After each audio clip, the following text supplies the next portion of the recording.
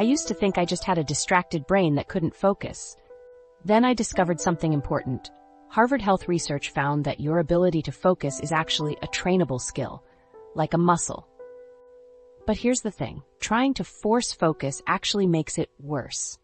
In this video, I'll show you why getting distracted is actually the key to building unbreakable concentration. Research shows you get interrupted every 10 to 11 minutes, and it takes about 23 minutes to refocus.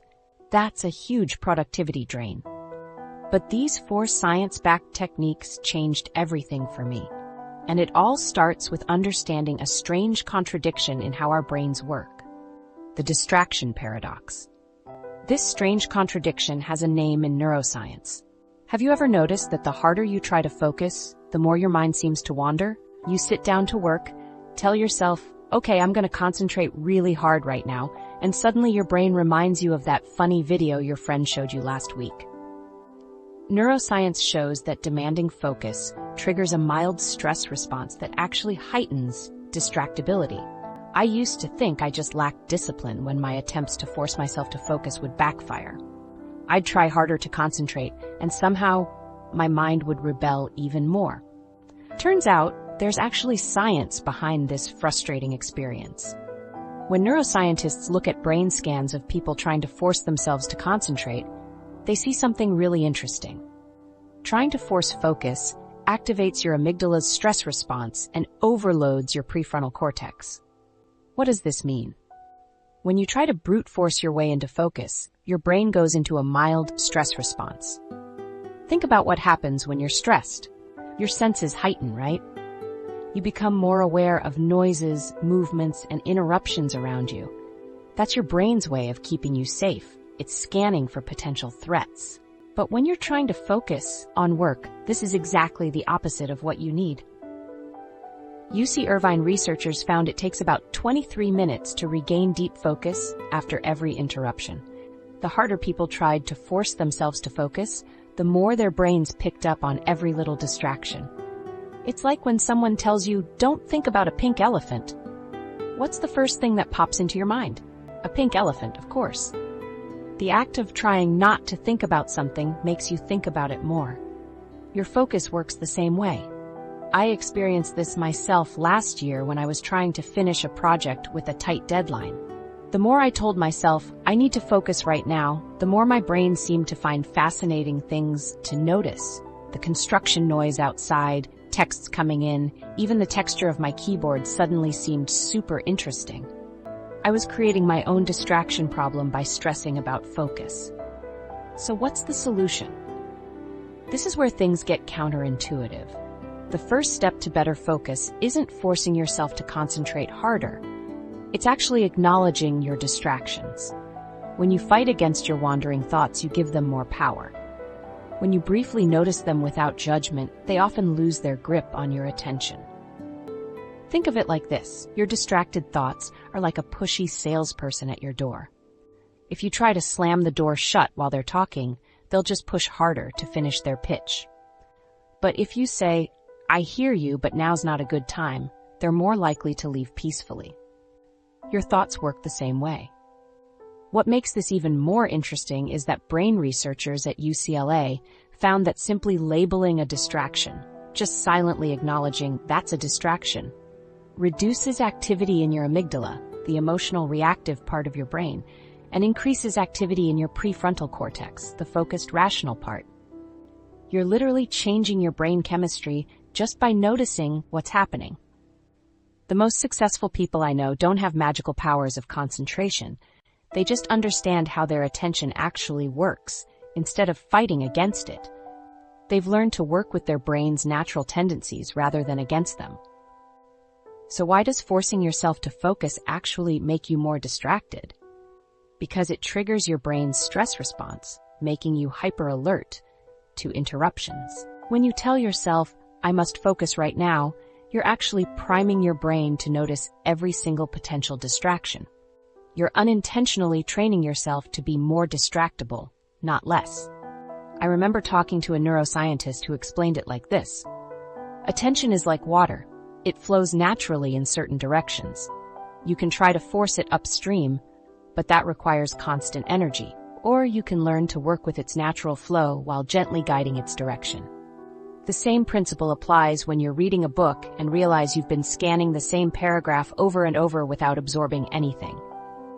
The harder you try to force comprehension, the more your mind resists.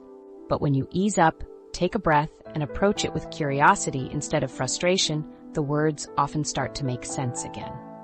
This changed everything for me. Instead of beating myself up about getting distracted, I started getting curious about my distractions. Instead of trying to force my attention, I began to train it gradually, like you would train any other skill. So if forcing focus doesn't work, what does? Let's look at how your brain actually builds concentration.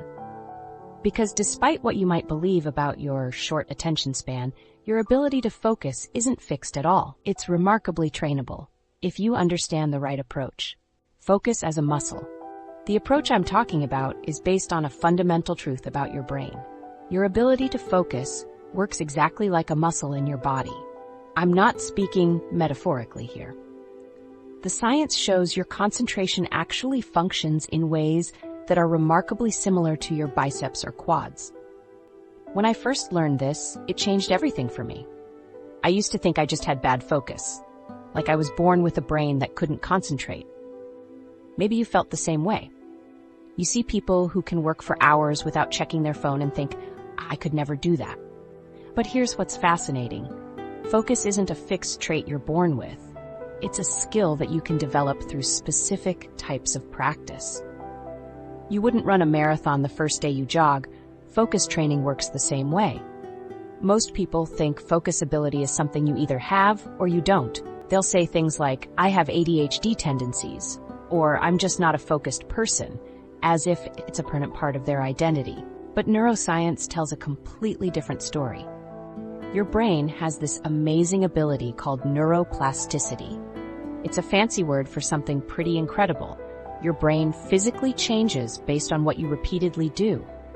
The connections between neurons, the pathways in your brain, actually strengthen when you use them regularly, and they weaken when you don't.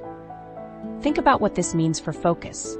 Every time you manage to sustain attention on something, even for a short time, you're literally strengthening the neural pathways that make concentration possible.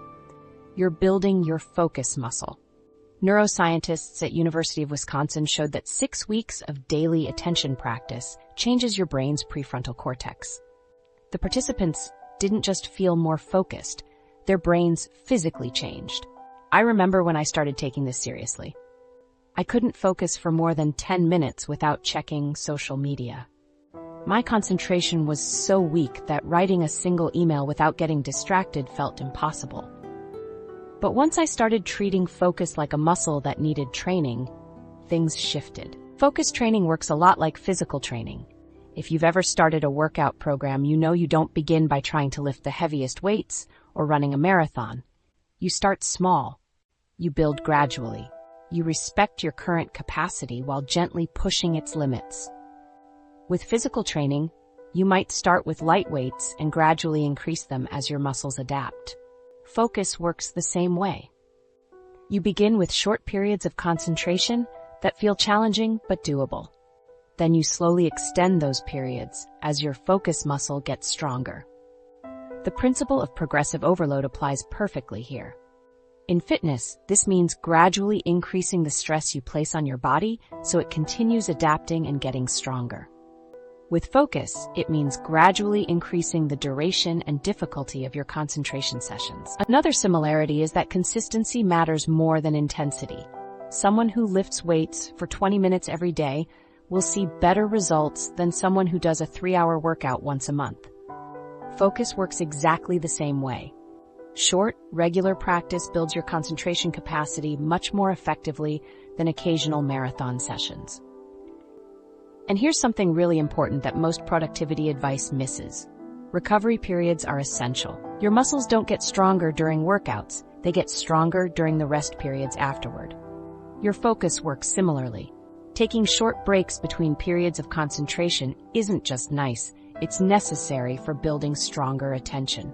Studies show that brief diversions from a task can dramatically improve your ability to focus on that task for prolonged periods. However, task switching can reduce productivity by 40%, according to research by Dr. David Meyer. The key is intentional breaks, not random distractions. I used to feel guilty for taking breaks. I thought I was being lazy. Now I understand I'm actually helping my brain consolidate its focus. Training. It's like the rest day in a workout schedule. Not a sign of weakness, but an essential part of getting stronger.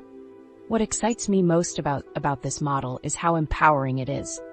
If your focus is a skill you can train rather than a fixed trait, then no matter how distractible you feel right now, you can get better. I've seen this in my own life, and in friends who swore they were just not focused people. With the right approach, everyone can build this capacity. When you repeatedly direct your attention to something while managing distractions, you're reinforcing the neural circuits that make concentration possible. Over time, these circuits become more efficient and require less effort to activate, just like a muscle that gets stronger with regular use. I remember reading about a fascinating study where researchers taught people with attention difficulties a series of focusing exercises. After 8 weeks, their brain scans showed increased activity in the prefrontal cortex, the area responsible for concentration and decision-making. They didn't just feel more focused, their brains had physically changed. So let's lay the foundation with an exercise that targets your focus muscle. We need to begin with the equivalent of a lightweight workout. Something challenging enough to stimulate growth, but not so difficult that it leads to failure and frustration. The good news is, you don't need hours to start seeing real improvements in your concentration ability. Technique number 1, the 5-minute focus burst. Let's talk about the first technique that can transform your focus in just minutes a day. Technique number 1, the 5-minute focus burst. Would you believe that just 5 minutes could completely transform your ability to concentrate? Sounds too simple, right? But that's exactly why it works. The 5-minute focus burst is the foundation of all focus training.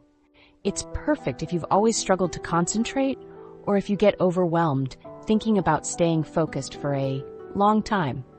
I created this technique when I realized I was setting myself up for failure by trying to focus for hours at a time. Here's the problem.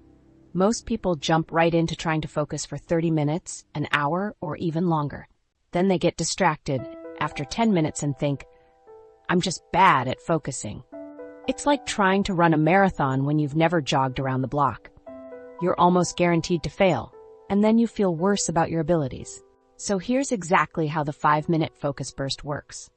First, pick a specific task, not a vague goal like work on my project, but something concrete like write the introduction paragraph. Specific tasks are easier for your brain to engage with. Next, set a timer for exactly 5 minutes. I use my phone timer, but any timer works. The key is that you commit to working on just that one task until the timer goes off. 5 minutes. That's it. During those 5 minutes, you do only that task. Not mostly that task with a little phone checking. Not that task plus answering a quick email. Just that task. This is super important. Put your phone in another room if you need to. Close all the extra tabs on your computer. If you're writing something by hand, clear everything else off your desk. I used to be the most distracted person I knew. I couldn't write a single paragraph without checking my phone 3 times. But when I started doing these 5-minute bursts, something changed. The timer created this sense of, I can do anything for just 5 minutes. It was short enough that the commitment didn't scare me. What surprised me was how much I could actually get done in focused 5-minute chunks. I wrote the outline for a huge presentation in just 3 5-minute bursts, something that would have taken me hours of unfocused work before. The timer created this gentle pressure that kept me on track. There's actually some cool psychology behind why this works. Your brain loves small wins. Each completed burst provides a small dopamine reward, reinforcing focus. This creates positive reinforcement that makes you want to do it again. It's the opposite of what usually happens. Normally, you sit down to work, get distracted, feel bad about getting distracted, then feel worse about your ability to focus. It's a negative cycle. The 5-minute focus burst flips this completely. You set a tiny goal, achieve it, feel good, and want to do more. Start with just 3 5-minute bursts per day for your first week. Space them out. Maybe do one in the morning, one after lunch, and one in the afternoon. Don't try to do them back to back at first.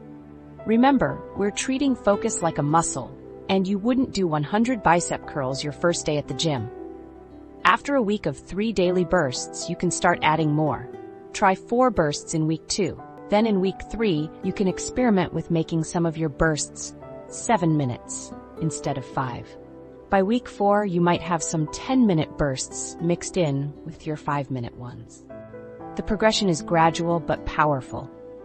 After a month, many people find they can do 15 or 20-minute focus sessions. After 3 months, 30-minute deep focus blocks become totally doable. But it all starts with those tiny 5-minute wins. I remember when I first tried this, I was skeptical. 5 minutes seemed too short to matter.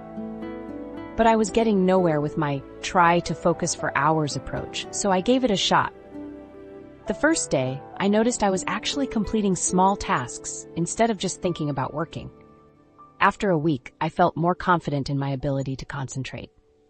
After a month, I could focus for 25 minutes straight without feeling that desperate urge to check my phone. The other amazing thing is how these bursts help you overcome procrastination.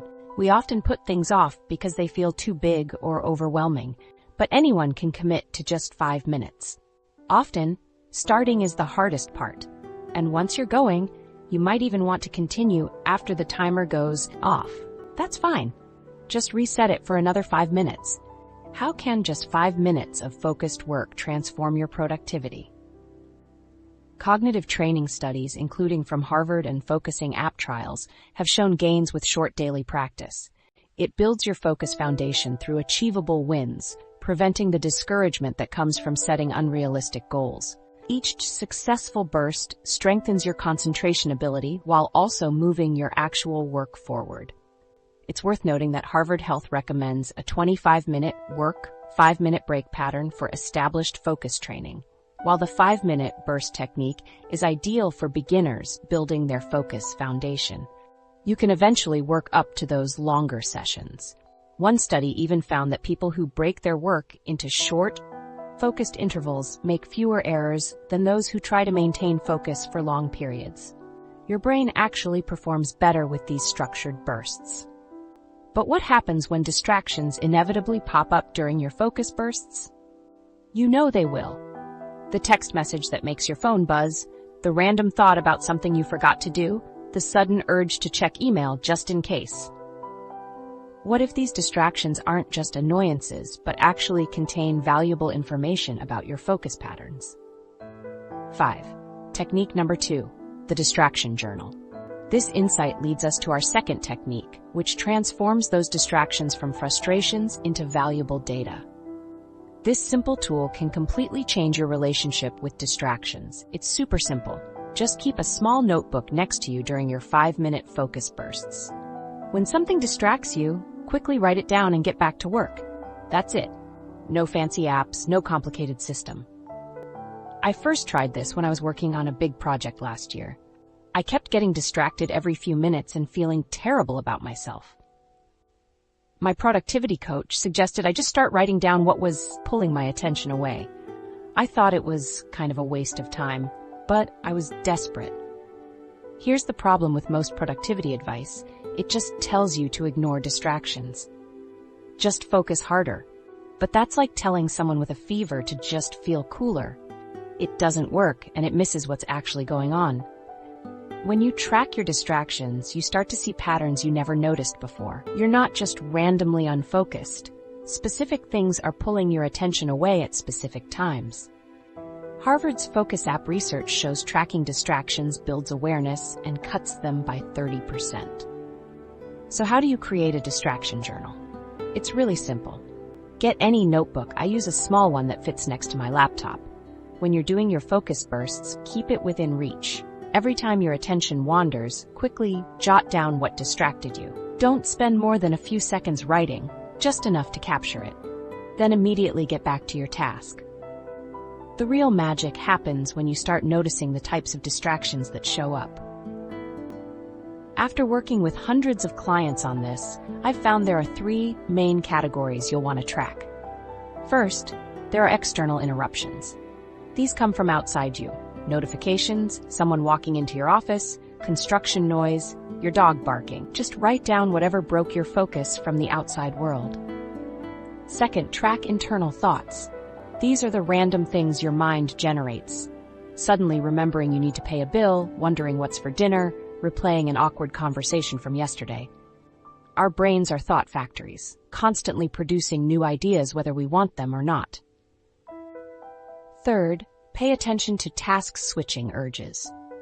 This is when you suddenly feel the need to work on something else, like when you're writing an email and suddenly feel you absolutely must clean your desk right now.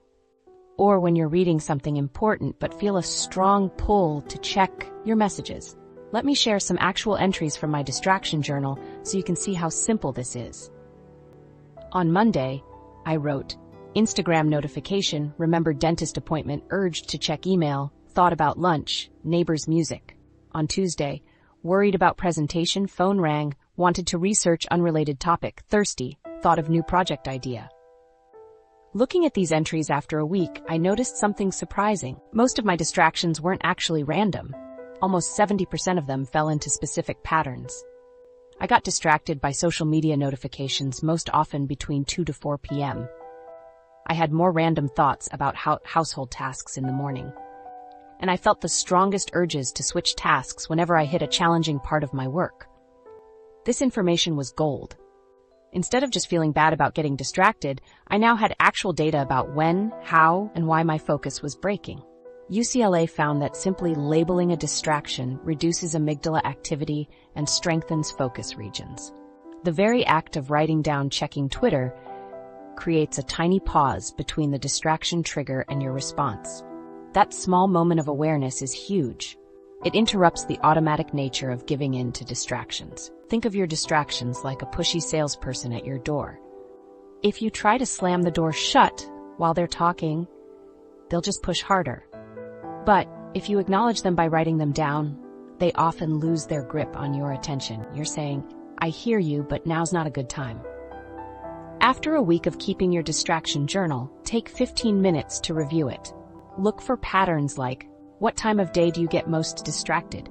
Which types of distractions occur most frequently? Are there specific tasks that trigger more distractions? I found that about 80% of my distractions came from just 20% of sources. For me, it was mostly Slack notifications, random worry thoughts, and the urge to check email. Once I knew that, I could create targeted solutions for those specific problems instead of trying generic focus tips. One client told me she discovered that most of her distractions were actually hunger cues. She kept thinking about food when trying to focus. A simple snack before focus sessions solved what years of productivity apps couldn't fix. Another person realized their biggest distraction was worrying about forgetting important tasks, so they started doing a quick to-do list review before focus sessions. Your personal patterns might surprise you. Maybe you get distracted when you're bored or tired or anxious about a deadline. Maybe certain people or environments trigger more distractions. Without the journal, these patterns stay invisible. Once you know your distraction patterns, you can start extending your focus periods with our next technique. Because now you're not just blindly trying to concentrate longer, you're strategically addressing the specific things that break your focus. And that's when you'll discover just how much time you're actually losing when your attention gets divided. This understanding of your distraction patterns leads us to a powerful technique that addresses one of the biggest productivity killers, multitasking. Did you know that every time you switch tasks, it takes about 23 minutes to fully refocus? That's what UC Irvine researchers discovered. With our increasingly busy lives, those interruptions add up to hours of lost productivity every day. The single task sprint builds on what we've learned from the 5-minute focus burst. Once you can consistently focus for 5 minutes, you're ready to start extending your concentration periods. As Harvard Health researchers like Solberg emphasize, focusing on one task at a time is crucial for cognitive efficiency. I used to pride myself on being a great multitasker. I would work on a report while checking email, with social media open in another tab, and maybe texting at the same time. I felt so productive. But I wasn't. In fact, context switching reduces efficiency. Studies show heavy task switchers perform worse on attention tests. Here's how the single task sprint works. You start by picking one specific task, just like with the 5-minute focus burst. But instead of setting your timer for 5 minutes, you set it for 10 minutes. You do only that one task until the timer goes off. Then you take a 2-minute break. Just stand up, stretch, look out the window, whatever. Then do another 10-minute sprint. The key is gradually increasing your focus duration as your attention muscle gets stronger. After a week of 10-minute sprints, try some 15-minute ones. Then mix in some 20-minute sessions. Eventually, many people work up to 25 or even 45-minute focused sprints. Why those specific numbers? Research on productivity found something interesting.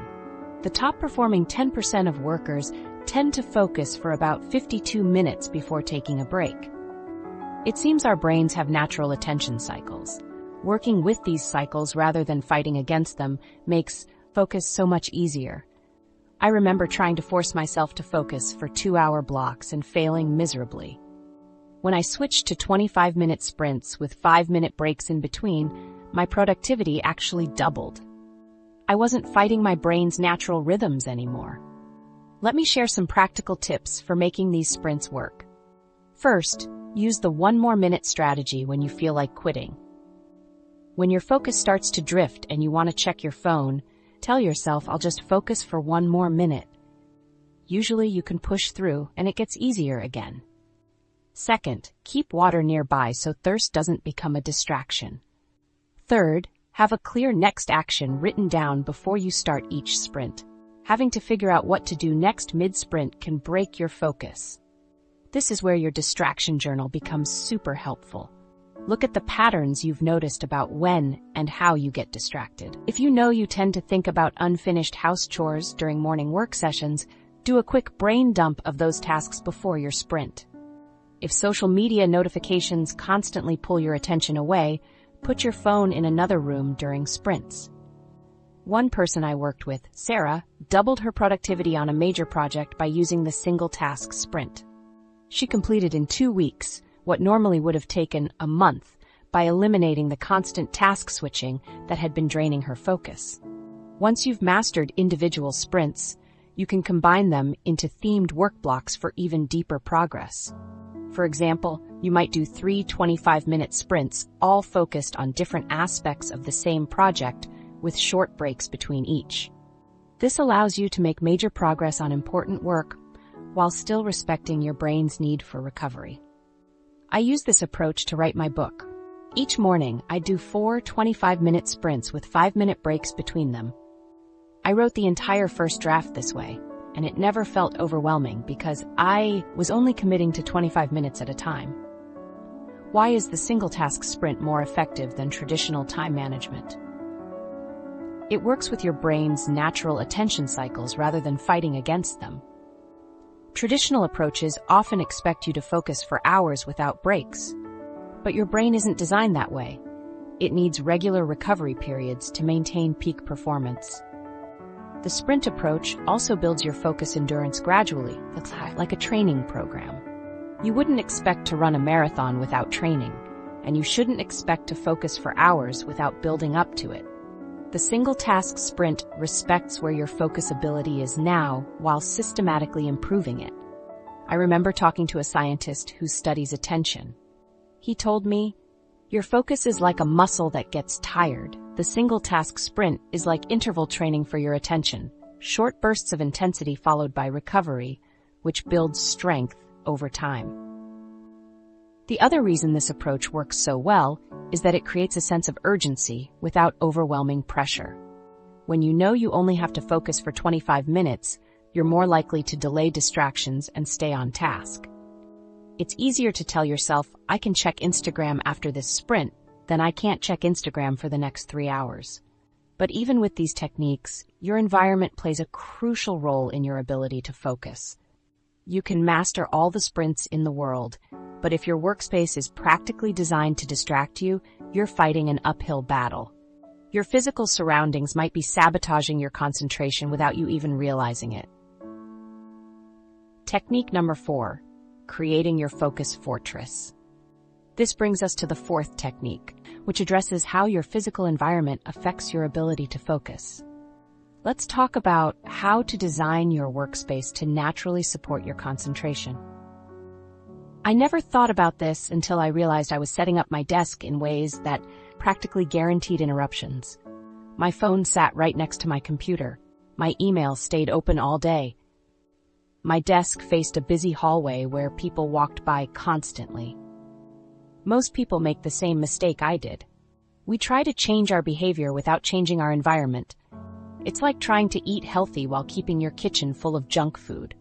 Your willpower is fighting an uphill battle against your surroundings, and your surroundings usually win. When I started researching focus, I found something surprising.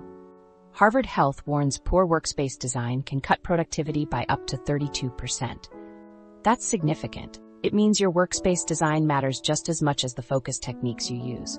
I call this concept the focus fortress, with 4 main zones to optimize: your physical space, digital environment, notification management, and social boundaries. Let me show you how this works with a real example. I used to work at my kitchen table. My laptop was surrounded by mail, bills, and household stuff. My phone stayed next to my keyboard. I had email notifications turned on. Family members would walk through my workspace constantly. After creating my focus fortress, everything changed. I cleared a small corner in my bedroom with just a desk and chair. My phone stayed in another room during focus sessions. I turned off all notifications and installed a website blocker. I put a sign on the door during my focus sprints that let my family know when I needed quiet time. The results? My productivity doubled within a week, not because I suddenly got better at focusing, but because my environment stopped working against me. The key concept here is what psychologists call friction. You want to add friction to distraction pathways while removing friction from focus pathways. Create barriers to distractions and pathways for focus. For example, if social media distracts you, don't just promise yourself you won't check it. Actually log out of all your accounts, so you need to enter your password each time. That small barrier, that bit of friction, reduces casual checking by about 70% for most people. On the flip side, remove friction from focus activities. Keep your work materials organized and easily accessible. Have your notebook, pens, chargers, and water bottle within reach. This way, you don't break focus looking for things you need. The best part is you can create a focus fortress without spending money. If you work in a shared space, try facing your desk toward a wall instead of into the room. Use headphones as a do not disturb signal. Put your phone in a drawer during focus sprints. For your digital environment, close all tabs and apps you don't need for your current task. Use full screen mode to remove visual distractions. Consider a website blocker during your single task sprints. Notification management might be the biggest game changer of all. Did you know teenagers get around 273 notifications every day? Many adults get even more. Each one breaks your focus. Try turning off all notifications during your focus periods. The world won't end, I promise. For social boundaries, you need to help people understand when you're in focus mode. If you live with others, create a simple signal system. It could be closing your door, wearing headphones, or putting a colored card on your desk. Explain that when they see that signal, you'll need 25 minutes of uninterrupted time. What worked for me won't necessarily work for you. This is where your distraction journal becomes super valuable. Look at your specific distraction patterns and design your focus fortress to address them. If noise distracts you, get earplugs or background noise. If visual clutter breaks your focus, clear your workspace. If your phone pulls your attention, put it in another room. I know what you're thinking, but I don't have my own office or I work in an open space. That's okay, even small changes help. In open offices, noise-canceling headphones have been shown to boost productivity by 30%. Simple adjustments, like turning your desk to face a wall or putting up a small plant to block peripheral vision, can make a significant difference. Creating a focus fortress reduces decision fatigue by designing your space to naturally support focus. When your environment works with you instead of against you, you don't have to use willpower to stay focused. Your surroundings actually help you concentrate. The real power here is that your environment shapes your behavior without you even noticing. Studies show that we make thousands of tiny decisions based on what's in front of us. By changing what's in front of you, you change those decisions automatically. But even with the perfect focus fortress, there's still something deeper happening when distractions call our name. Ever wonder what's actually happening in your brain when you can't stop checking your phone? I used to think I just had bad self-control. The neuroscience of distraction.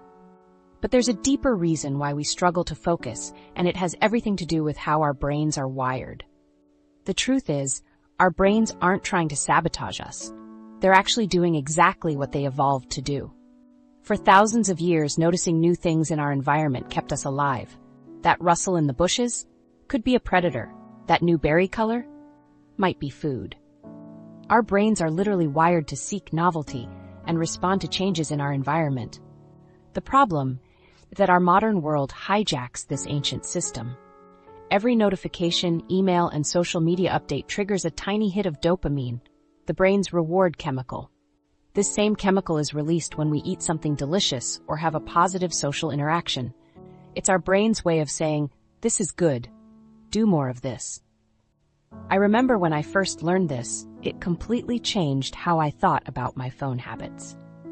I wasn't just being weak-willed. My brain was responding exactly as it was designed to when it gets those little rewards. Each new email gives you a small dopamine boost. Each notification makes your brain think, ooh, something new and potentially important. When scientists look at brain scans of people during focused work versus distracted multitasking, they see something really interesting. During focused work, the prefrontal cortex, the part of your brain responsible for complex thinking, shows steady, sustained activity. But during distracted states, you get these bursts of activity across different brain regions, especially in the areas associated with reward. The real problem starts when you constantly switch tasks. Every time you switch from writing an email to checking a notification and back again, your brain has to activate something called the executive control processes.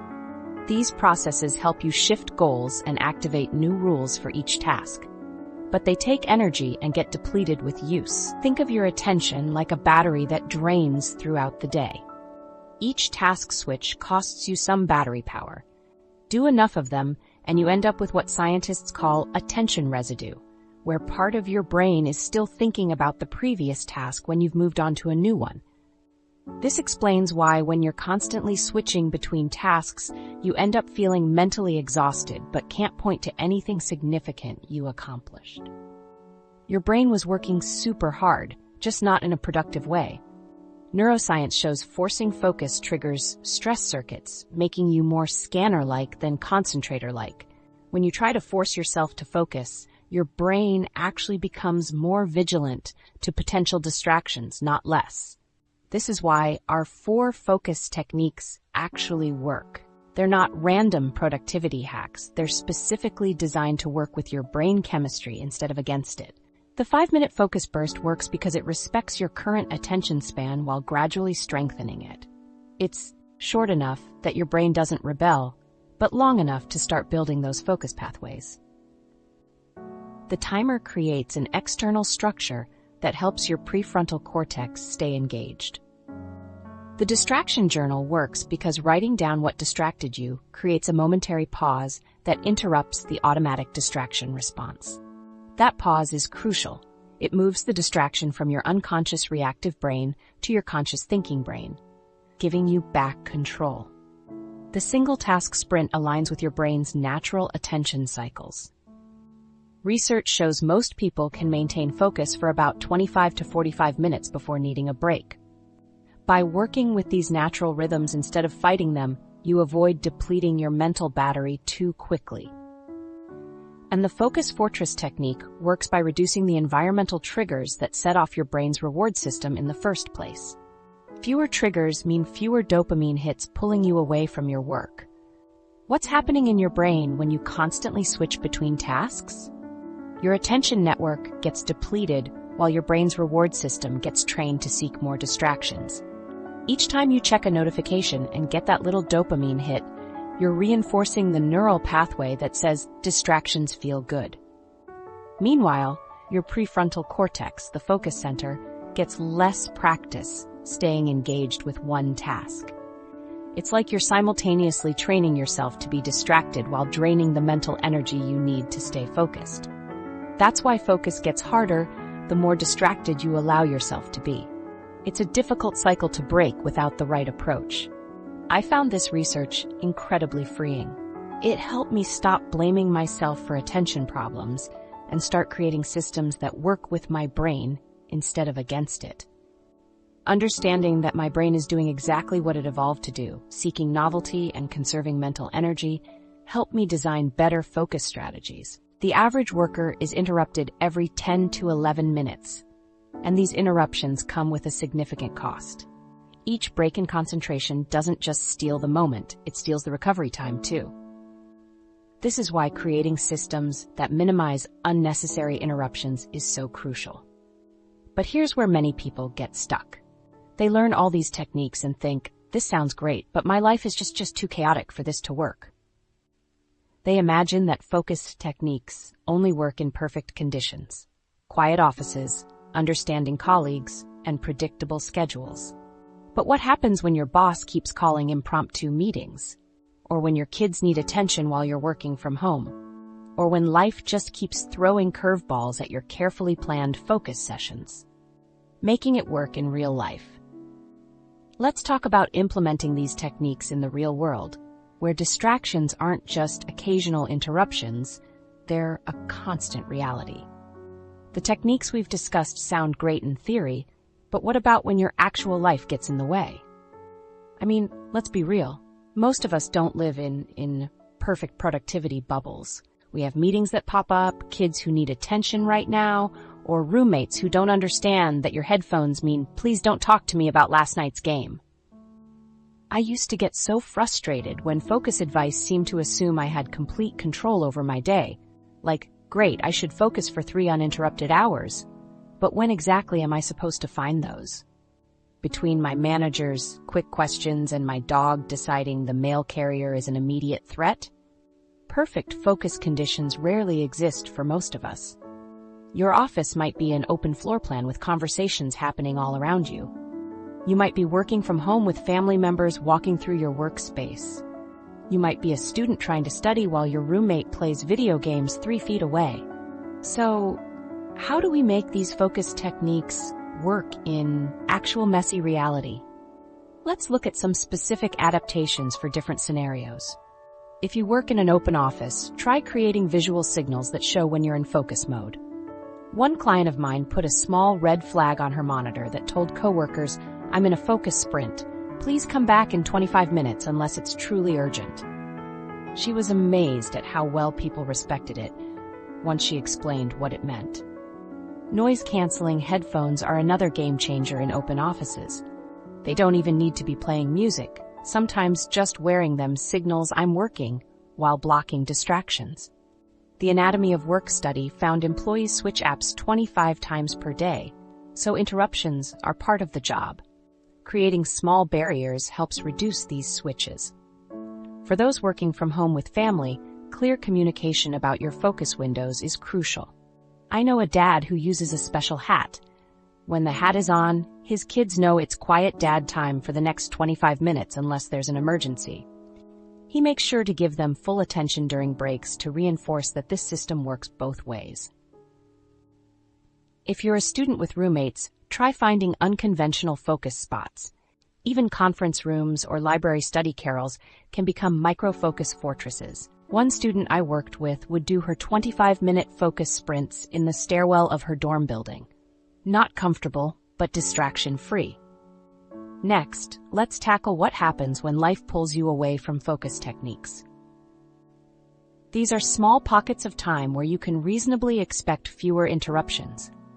Maybe it's the 30 minutes before your first meeting, the time when your kids are napping, or the hour when your roommates are in class. Instead of hoping for huge blocks of uninterrupted time that never materialize, Get strategic about identifying and protecting these smaller windows. 5 focused minutes are better than 30 distracted ones. Look at your typical day and find those natural pauses where you could fit in a 5-minute focus burst. Communicating boundaries effectively is another skill that helps make these techniques work in real life. Many people feel awkward saying, "I need uninterrupted time." But there are ways to frame it that most people respond well to. Try saying, "I need about 25 minutes to finish this report. Can I come find you as soon as I'm done?" Instead of, "Don't bother me right now." Or set up a shared calendar where you block off your focus sessions, making them visible to coworkers. Even with good boundaries, interruptions will happen. That's life. So having strategies to quickly get back into focus after disruptions is crucial. One of the most effective is the 10-second replay technique. When you get interrupted, take 10 seconds before resuming to mentally replay exactly what you were doing and thinking before the interruption. This helps your brain reconnect to the task faster. Another re-engagement trick is to leave yourself a clear next action note before each interruption. If you have to stop mid-task, quickly jot down the next specific step. This eliminates the "now where was I" confusion when you return. I've seen these techniques work in some pretty challenging environments. A customer service representative used 5-minute focus bursts between calls to make progress on her training materials. An ER nurse used the distraction journal to identify when he could fit small focus windows into his unpredictable shifts. A mom of 3 young kids created a modified focus fortress in her kitchen corner with just headphones and a cardboard divider. Which technique works best for people who are constantly interrupted? The Focus Fortress builds on the 5-minute focus burst and distraction journal to create a flexible system that works even in chaotic environments. The short bursts mean you can fit them between interruptions, while the journal helps you identify patterns and improve over time. The 5-minute focus burst is perfect because even the busiest day usually has 5-minute gaps. And the distraction journal turns interruptions from pure frustrations into useful information. Instead of just being annoyed at disruptions, you start seeing them as data points that help you get better. I remember feeling hopeless about focus when I worked in a busy office with constant interruptions. But once I started using these adapted techniques, I found I could make progress on important work even in small chunks. The key was stopping the all-or-nothing thinking, believing I either needed perfect conditions or couldn't focus at all. So how quickly can you actually see results from these focus techniques? Is this something that will take months before you see results? Let me walk you through what most people experience when they start training their focus. The timeline might surprise you in the best possible way. Most people are shocked by how quickly they start seeing results. I used to think building better focus would take months of grueling practice, but I was pleasantly surprised when I started seeing small changes within days. Let's set some realistic expectations here. Building focus is like getting in shape. You won't transform overnight, but you'll notice improvements sooner than you might think. The problem is that most people give up too soon. They try a focus technique for a day or two, don't immediately feel like productivity superheroes, and decide it doesn't work. I remember trying meditation for focus. I sat down for 10 minutes, got distracted about 50 times, and thought, well, this is clearly not for me. But that's exactly how the process is supposed to start. You have to notice the distractions before you can reduce them. Here's what you can expect when you start using these techniques. In week 1, you'll mainly gain awareness. Research shows mindfulness-based sessions boost attention in just 2 to 4 weeks. This initial phase might actually feel uncomfortable because you'll suddenly notice just how distracted you really are. You might think, wow, I can't focus for even 5 minutes without wanting to check my phone. That's not failure. That's valuable information. You're becoming aware of patterns that were always there but invisible to you. During week 2, you'll start experiencing small wins. Maybe you'll complete a 5-minute focus burst without checking your phone. Or you'll notice a distraction and return to your task more quickly. These might seem tiny, but they're the building blocks of stronger focus. Week 3 is when consistency starts to emerge. The techniques begin feeling less like awkward new habits and more like regular parts of your day. You might find yourself automatically reaching for your distraction journal when your mind wanders, or setting a timer without having to remind yourself. By week 4, most people notice genuine changes in their focus ability. Harvard Health research shows that just 30 minutes of practice daily can significantly improve focus within this time frame. Tasks that required constant effort to stay engaged with now feel easier to stick with. Your focus sessions might extend from 5 minutes to 15 or 20 without much strain. You'll likely find you're accomplishing more in less time. But how do you know if you're actually making progress? It helps to track 3 specific measurements. First, focus duration. How long can you stay on task before getting distracted? Second, recovery speed. How quickly can you get back on task after a distraction? And third, distraction frequency. How many times do you get distracted during a specific time period? Even simple tracking works. Just jot down in a notebook how long your focus sessions last and how many distractions you notice. Review this after a few weeks, and you'll likely see improvement. Almost everyone hits plateaus in their focus training. You might go a couple weeks feeling like you're not making any progress. This is totally normal. When this happens, try changing one variable. If you've been doing 10-minute focus bursts, try 7 minutes, but with more challenging material. Or switch your environment completely. Work in a new location. Sometimes just tracking a different metric can help you push through a plateau. There's something powerful that happens as you continue practicing. Each small success fuels motivation, leading to better focus over time. As your focus improves slightly, you complete tasks more efficiently. This gives you small wins that boost your motivation. Increased motivation makes you practice more consistently. More consistent practice leads to better focus. It's a positive cycle that builds on itself. To help you see your own progress clearly, try this simple tracking system. At the end of each day, rate 3 things on a scale of 1 to 10. How long you could focus today, how quickly you recovered from distractions, and how present you felt during focused work. Just this quick daily check-in will show trends over time that might surprise you. How long does it really take to build stronger focus habits? Most people see noticeable improvements within 2 to 4 weeks, with significant changes after 8 to 12 weeks of consistent practice. Think of it like physical training. You might notice some muscle definition after a few weeks of working out, but building real strength takes a few months of consistent effort. I remember feeling discouraged after 2 weeks of focus practice because I still got distracted during important work. But when I looked back at my tracking, I realized I was now refocusing within seconds instead of minutes. Metacognitive studies show pausing for 10 seconds reduces mind wandering. Progress was happening, just not in the way I expected. The timeline varies for everyone. Some people notice dramatic improvements quickly, while others build their focus more gradually. The key is consistency, not perfection. Even practicing these techniques imperfectly will yield better results than not practicing at all. What's fascinating is that there's another dimension to focus improvement that many people overlook entirely. While we've been discussing mental techniques, there's a powerful physical component that can dramatically accelerate your results: the body-brain connection. Your physical state might be the missing piece in your focus puzzle. Let me share something that completely changed my approach to concentration. My body's condition directly impacts my brain's ability to focus. Most of us try to fix attention problems with purely mental strategies. We download productivity apps. We try different planning systems. We beat ourselves up for lacking willpower.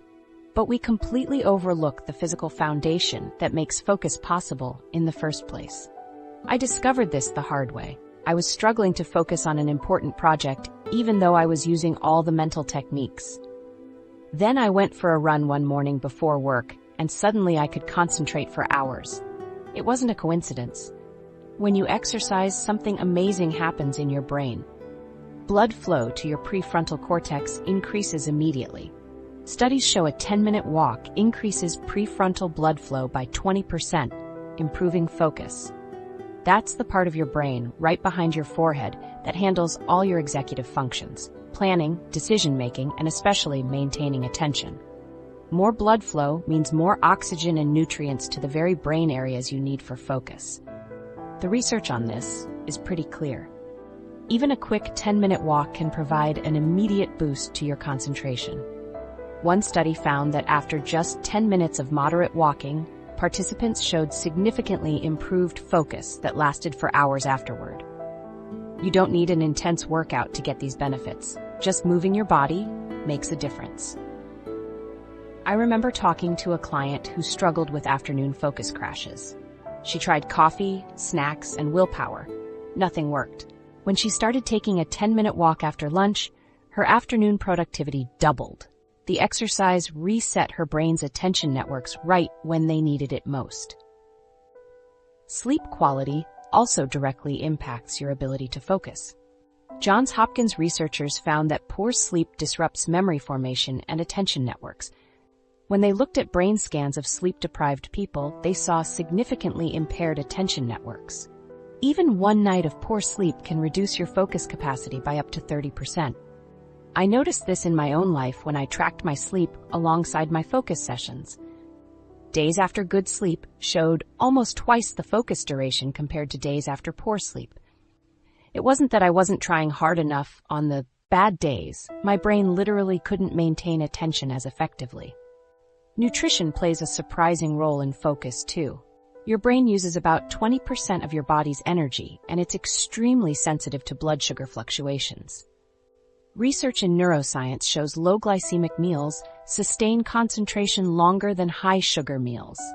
When your blood sugar crashes, your ability to concentrate goes with it. That mid-afternoon focus slump often has more to do with what you ate for lunch than your motivation or discipline. The most interesting connection might be stress. When your body is in a stressed state, your brain diverts resources away from the prefrontal cortex, focus center, and toward more primitive brain regions that handle survival. This means that high stress physically reduces your capacity to concentrate, regardless of how hard you try. So what simple physical interventions can complement the 4 focus techniques we've already covered? First, try building short movement breaks into your day. Even standing up and stretching for 2 minutes between focus sessions can help maintain better concentration. Second, prioritize sleep as a focus strategy. Improving your sleep habits might be the most powerful focus hack available. Try setting a consistent bedtime, reducing screen time before bed, and keeping your bedroom cool and dark. Third, eat for stable energy. This means including protein and healthy fats with each meal, not just carbs. When I started having eggs for breakfast instead of just cereal, my morning focus sessions immediately improved. Fourth, incorporate very brief stress reduction practices. UCLA mindfulness research confirms that even 60 seconds of deep breathing activates your parasympathetic nervous system, which helps your prefrontal cortex function better. I do this right before starting a focus session and find it makes a huge difference.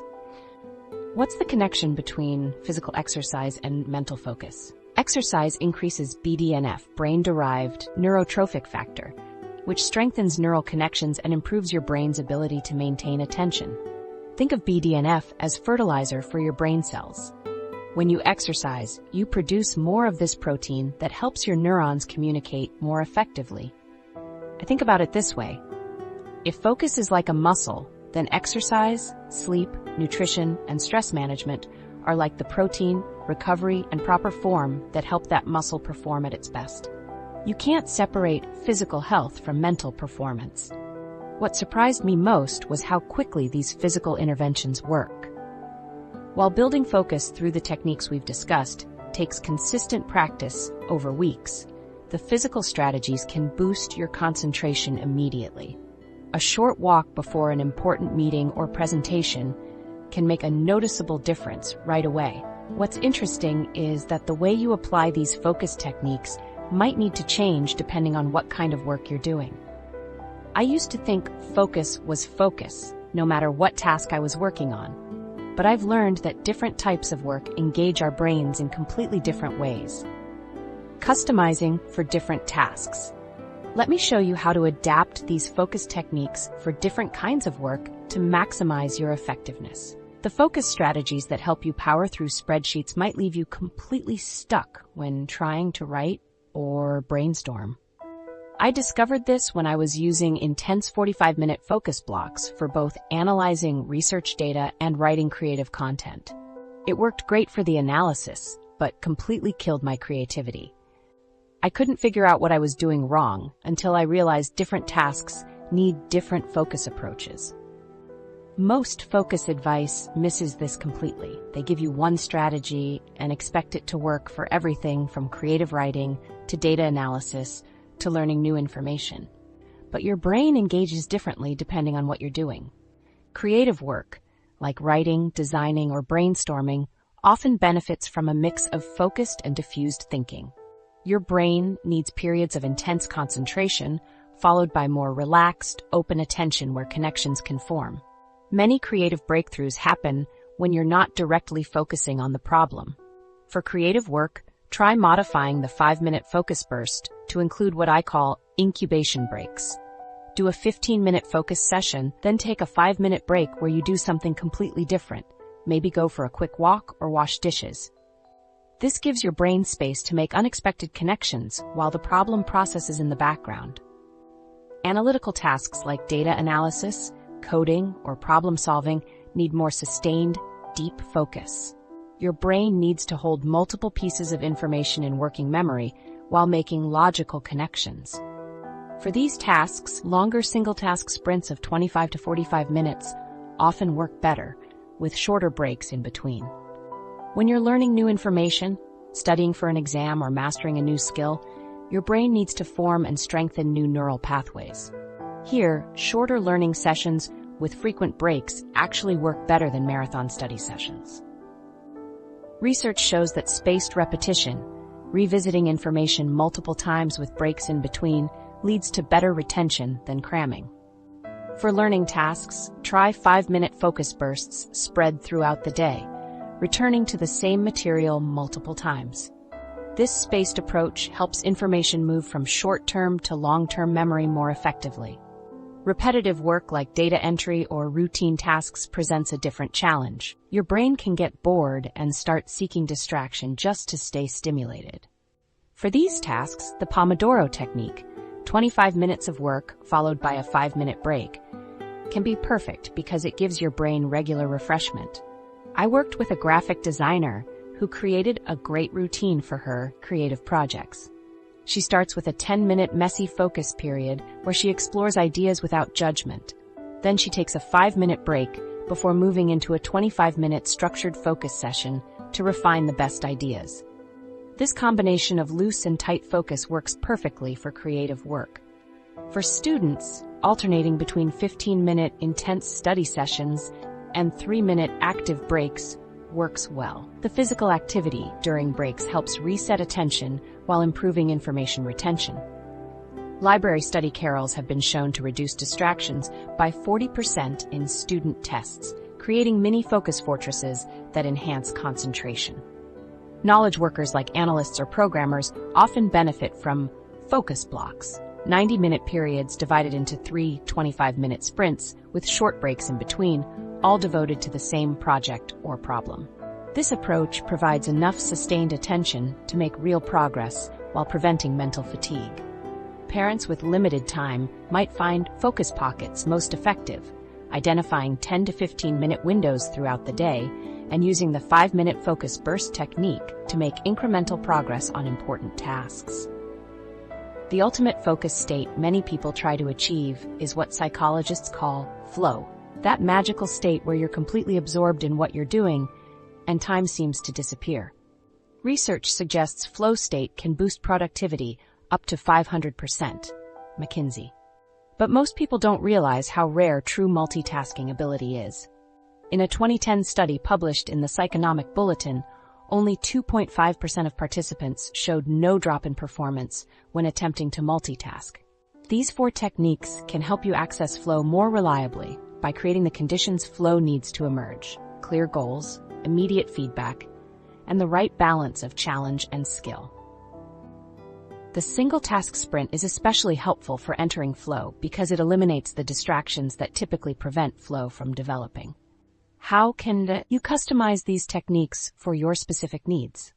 Start by asking yourself, does my work require more creativity or analysis? Do I need to learn new information or apply what I already know? How long are my natural periods of focus before my mind wanders? What time of day am I naturally most focused? Your answers will guide which techniques to prioritize and how to modify them.